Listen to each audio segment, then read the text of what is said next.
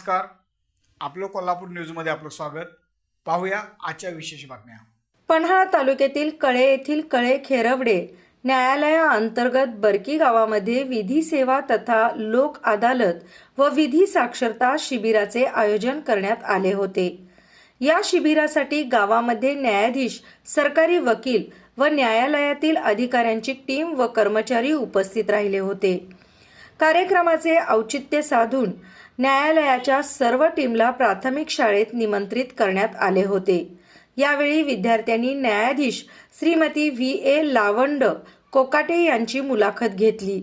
सरकारी वकील व इतर वकिलांना प्रश्न विचारले.